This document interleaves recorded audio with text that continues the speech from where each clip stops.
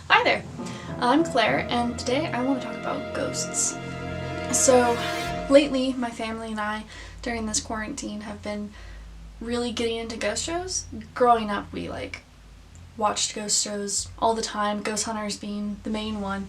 We were always very skeptical, but definitely had a touch of believing it just because we'd experienced our own ghost things growing up and all through our lives. But we watched the ghost shows because we wanted to see what was out there and also different ways to disprove them so we could, sleep better at night. Ever since quarantine started, we actually started watching Destination Fear and some of the more goofy ghost shows just to I think take the edge off and focus on something other than, the looming pandemic that we're in. And so because of that, I've been thinking about what ghosts are, what are the theories behind them, and what does it really mean for it to be a ghost? Are we hallucinating? Are we just coming up with things in our head? Is it real or is it, just some fake figment of imagination and that kind of thing? So I decided to do a deep dive into theories about ghosts, the history of ghosts, how long have we been talking about ghosts as humans, and kind of wanted to share my theories behind what ghosts could actually be, because as call myself a scientist, I think that there's a lot of stuff we don't know, and I think there's probably a scientific reason behind it. So I want to start with the history behind it. If you didn't know about ghosts, you're either a disbeliever or anything like that, there's plenty of stuff to back you up. There's a lot of people out there that don't think they're real. The first kind of mentions of ghosts in history are ancient Egyptians. They saw ghosts as sort of basically what we kind of see as the soul.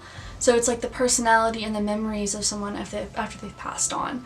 And when they would bury their dead, they would have to put a lot of gifts and things around this person's body because they were afraid that the person would come back to haunt them and bring ill will against them if they weren't to do this properly. So that's one of the earliest mentions of ghosts or spirits within history that I could find on my binge into Wikipedia. And then from there it goes into the Odyssey, the Iliad, there's mention of ghosts there. My personal favorite from history is Hamlet and Shakespeare, the ghost of his father, or some would just Hamlet himself, which could be hallucination, could be a lot of things depending on how you want to view Shakespeare. But there's a mention of ghosts there, and then when we get to a little bit closer to now in history, you would find the spiritualism movement, which is really fascinating. It's this movement where they were a bunch of people that were trying to combine the spiritual ghost paranormal side with the Christianity and religion side and morphed them into one thing. And the reason this was such a big thing during this time, where mediums were reaching out to the dead and finding all these different ways to communicate with people who had passed on, was a lot of it had to do with the Civil War, with a lot of people losing their fathers and sons and brothers and all this stuff. And so they were trying to find a way to find closure because they were never even able to, a lot of times, see the people ever again after they left for war.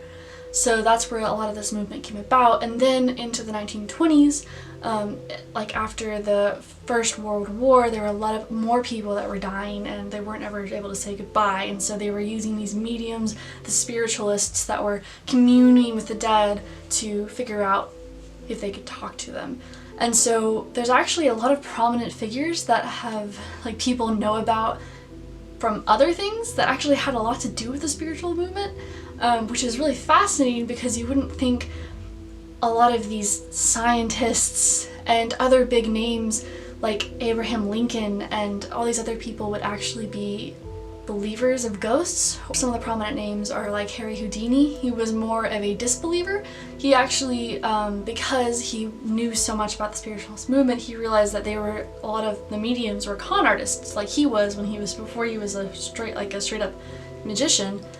He would con people by going in, having his wife go to their homes and try to sell them the Bible and talk to him about a lot of different things, and then the wife would come report back to him, and then he would come and pretend to be a medium, and then he would know all these things about their family that how could he know about it if, you know, the wife hadn't come in and helped them, like, talk to him about it. So he was someone who wanted to disprove the mediums, which he did a lot of. Society for Psychical Research in 1882 brought a lot of scientists in, and their main reason was to try and disprove all these things. And as many of them as they did disprove, there were some that they just really had no scientific explanation for, which leads me more to lean into the belief side, even though there were so many mediums that were just disproved. They were con artists, they were really good at doing magician-y things and like just making things levitate or just tricking your eye and making you see things that aren't actually happening and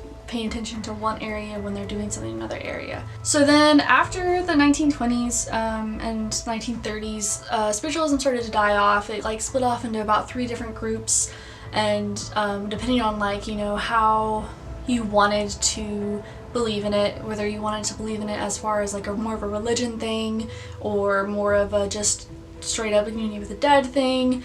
There were so many paths you would have to take. But then after that, we started to have a lot of movies coming out, and so a lot of the things that were coming from horror movies were ghosts. And so then in the 70s, there were some what we would call now ghost hunters that started out. They would go into homes and just ghost hunt, as we would call it now. They would try to collect evidence and try to solve the problem for the people that were living in the house that usually would have poltergeists or that sort of activity. And then when we came up around the 2000s, we started to get a lot more ghost hunter TV shows. The first of these sort of being Ghost Hunters, Ghost Adventures, Ghost whatever you want to call it. There's lots of them. And as far as now, there's a lot of people that are split. Most of the scientific community sees believing in ghosts as a very naive idea and are very condescending about what ghosts could actually be and that kind of thing. I started to look into these articles that were talking about what ghosts were, because I was genuinely looking for theories behind ghosts, because there's so many people that have had experiences with ghosts. So why are we saying as a scientific community that no, that doesn't exist, it's all in your head, even when there's so many people that are believing this? So some of the things that are trying to be explained away for ghosts are hallucinations. So the main reasoning behind ghosts being hallucinations comes from people who have lost loved ones recently that end up seeing them in a ghostly form. So say you were a wife of someone that died in the war, and then he wasn't able to meet his baby before he came home. Well, there's some people that think, okay, well, if you saw his apparition, your mind was trying to help you grieve and giving you a way to connect with him again, but he's not actually there. While this can be true in some cases, and I think it probably is for a lot of people who are mourning people that have passed on, I don't think it can be like a blanket excuse for lots of ghost experiences, because if you look at people who have experienced things in old houses and then they find out later that someone had died there, and like all the things matched up, they thought they heard like children's footsteps and laughter, and then later looking into the history of the house, a child had died there. How could that be a hallucination of something if you never even knew what was there to begin with? Another thing could just be the imagination, sure, but why would someone try to imagine all of that stuff happening to you when it's terrifying? The stone tape theory is a speculation that ghosts and hauntings are analogous to tape recordings. So basically the mental impressions during an emotional or tumultuous traumatic event can be projected as a form of energy recorded onto the walls of a house or rocks or any items that are around this horrific event. While I kind of like this theory, to be honest.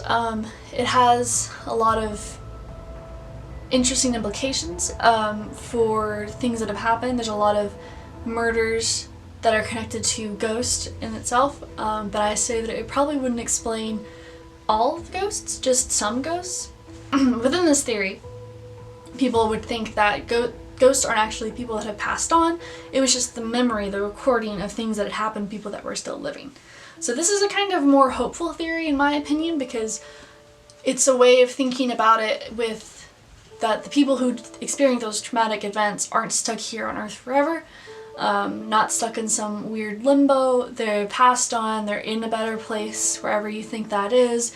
However, because of the traumatic event that occurred, it's still being replayed by the walls itself. So, could be a little bit more hopeful, I guess, if you actually believe in ghosts and you want it to be better for the ghosts. The theory I want to talk about before I get into my own personal ideas behind ghosts is the theory that it is your brain sort of playing tricks on you or trying to make up for whatever you can't see. So when you're looking at something, you aren't looking at everything around you. So your peripheral vision, it's all stuff that your brain has collected from being in the room.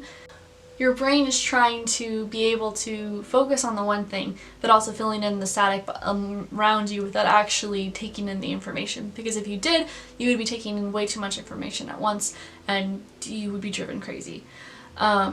So some places that this actually can happen is if you've ever tried to stare into a mirror, and some of the Bloody Mary and that kind of things, and some people will say that they start to see their face morph into something different. They start to see people around them, they start to hear things, and that could just be that your brain is just trying to, well, it gets bored, to be honest. It gets bored of looking at the same thing over and over again, and it is not taking anything new, so it's just replacing what it has already put into your brain, what you're thinking about, what you're seeing, and replacing the parts of your face instead of just continuing to do the same thing over and over again. That doesn't make any sense.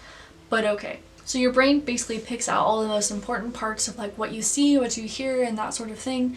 And so sometimes when you think that maybe something in that room has moved, you could have just forgotten that you had moved it earlier, and your brain had just kind of wiped that memory away, and so you just went, oh, I don't normally put that there, that's not where it's supposed to be, that sort of thing. That's kind of the theory behind that.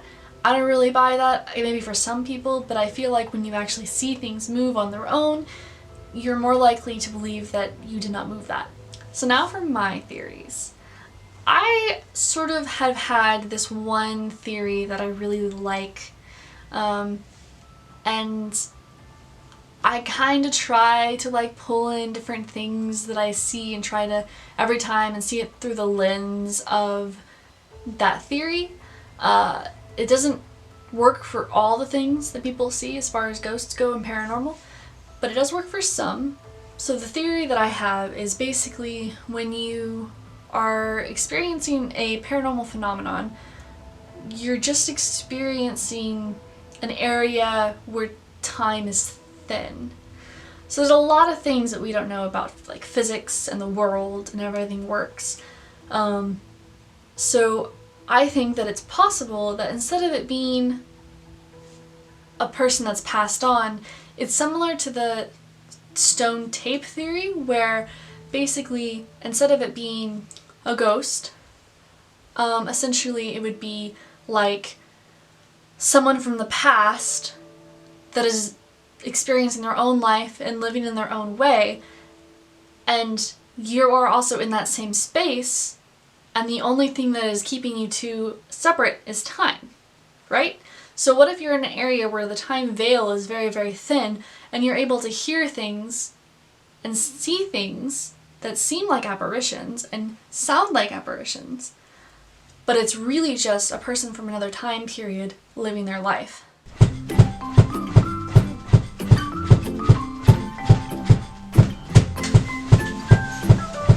Stop!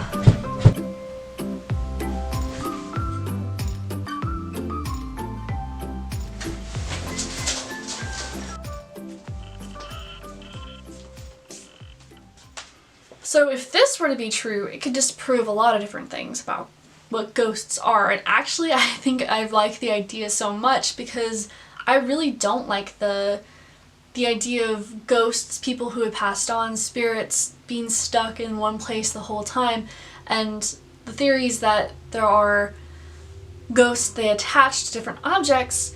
That makes me really sad because that means that person that is passed on that is still here can only stay with that one object. Like, no wonder they're mad, no wonder they're acting out, no wonder they seem to be angry whenever people are on ghost hunts and stuff like that, and telling people to get out of their space and that sort of thing, because if they are really attached to those things and really there all the time, that just sounds like your own personal hell. So I like this theory about time being thin, because it just means that everyone's just living their life, and it just so happens that sometimes you come into contact with people who lived their life a while ago. But, you know, maybe it's okay, because it's not that scary anymore. The reason this also kind of makes sense to me is I think the idea came from when I experienced a lot of ghosts growing up. But one of the things that this comes from was when we were living in this house where my mom's workshop was kind of connected to the kitchen, and in the mornings very, very early, 2 a.m. or 3 a.m., she would wake up with ideas of stuff to do in her workshop and things to create, and she just couldn't go back to sleep until she sketched the idea and got it out of her head onto paper so that she could work on it later that day. So she would get up really early in the mornings, and no one would be up, everyone would be very, very asleep, and she would be doing her business, and then she would start to hear noises, and it sounded like people were thumping around in the kitchen or smacking pans around, and it started to really, really soft, and then it got louder and louder and louder until finally she just said, "Okay, you gotta stop it, you're scaring me," and then it went silent. So my theory is that in that situation, there was probably someone in that kitchen 40, 50 years ago, it was a very old house, that was just making a midnight snack, just, hanging out in the kitchen, bumping around. They didn't live with anybody, so they just did whatever, made as much noise as they could, and then suddenly out of nowhere they heard a disembodied voice yell, "Stop it, you're scaring me," and they just dropped everything and ran, because they heard a ghost. So my theory is that, just thin veil of time right there. Another reason I think this could be true is just there's so many reports of people that hear parties going on, or it sounds like, people are gathered together in an area, maybe in your home, maybe where you work, but there's no one there when you end up coming in. And I wonder if that's an area where the time veil is thin, but only where you are in with reference to the party. So in that case, if you were in one room and the veil is very thin, you're going to be able to hear the party in the other room, but the veil gets thicker as far as you walk towards the party. So when you walk towards the party, it's silent. So I think that's a really good explanation for that kind of haunting. The last kind of idea that I want to talk about is something that's a little out there. I'll admit it, but I mean, when it comes to physics and science and its whole, like I said earlier, there's so much we don't know. That's what I love so much about physics. There's so many things to find out, there's so many things that need to be explained, so we just need to get to it. So on to the idea. I had this in the middle of the night. I feel like I connected the dots, but I don't think I connected them. It's sort of the theory that what if what we think of as ghosts, what we call ghosts right now, is actually a form of dark matter. The reason that you can't see it because it doesn't reflect light, absorb light, or emit light, because everything that you were seeing around you, unless it is emitting light, like a light bulb, it's all reflecting light back into our eyes, and that's why we're able to view the world around us. And when something can't absorb the light, reflect the light, or emit the light, we can't see it with our own eyes. So that means it's almost impossible to detect at all. So linking this with ghosts, which sounds insane, I know, but if you think about it, what else can we not see with our own eyes? But there's got to be something behind it, right? Because there are people all over the world, all throughout time and space, that have had experiences with ghosts. They have theories for ghosts. And yes, you could say, oh, well, people just want an explanation for what happens when you pass on, sure. But there's got to be something else behind it, because why are so many people saying the same things across the world, saying that they see the ghosts in the same type of way, dark masses and shadowy figures. There's video evidence. People would say, oh, it could be doctored, but there's video evidence of things moving on their own. There's sounds that we can't explain. There's people that have experienced cold spots, all these different things that aren't exactly being able to be proved by normal science and what we have right now. So it could just be shot in the dark, whatever. Dark matter, shot in the dark. Yeah. I think there is some substance behind some of these theories, and I think that we're not going to know for a very long time. I think it is similar to what we used to say is magic. You know how science used to just be classified as magic and witchcraft? I think it's something along that vein, because there's something to it, but we just don't know it yet, and that's okay. I'm okay with it not knowing for a while.